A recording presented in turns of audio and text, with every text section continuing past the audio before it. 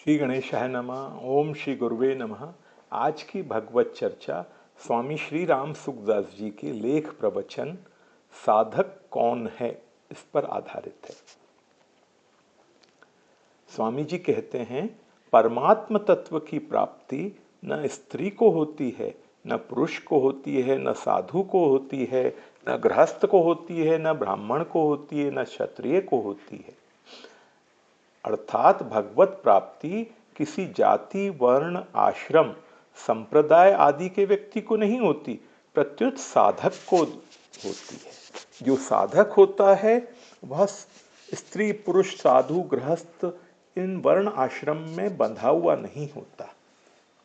साधक में जाति, वर्ण, आश्रम, संप्रदाय का न अभिमान होता है, न इनका आग्रह होता है, न दूसरों के प्रति नीचे भाव होता है। अब एक भक्त ने प्रश्न किया स्वामी जी से, साधक का लक्षण क्या है? स्वामी जी कहते हैं, साधक का लक्षण है संसार से वैराग्य और परमात्मा में प्रेम। फिर स्वामी जी सज्जन और साधक में फर्क बताते हैं।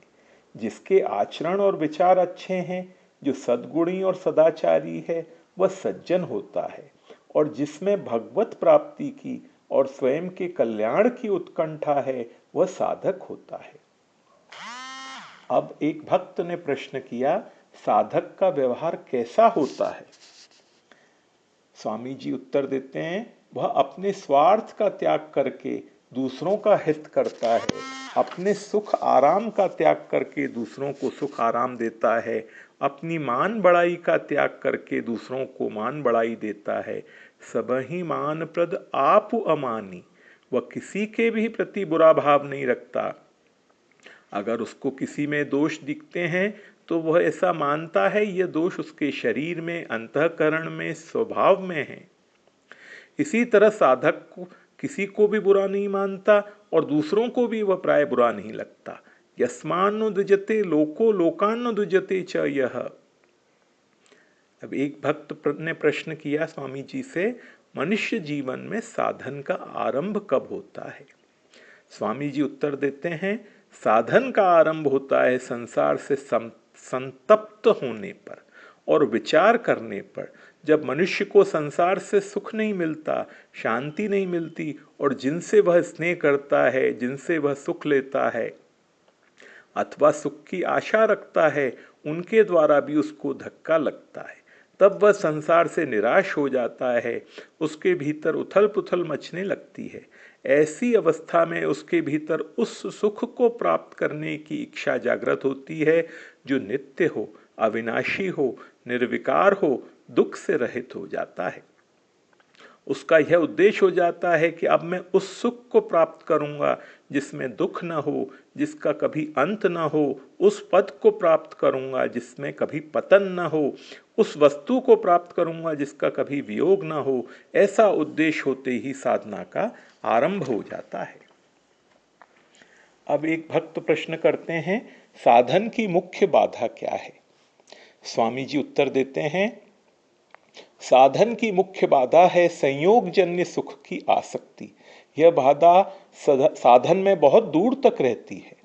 साधक जहां सुख लेता है वहीं अटक जाता है। यहां तक कि वह अगर समाधि का भी सुख लेता है तो वहां अटक जाता है। सात्विक सुख की आसक्ति भी बंधन कारक हो जाती है।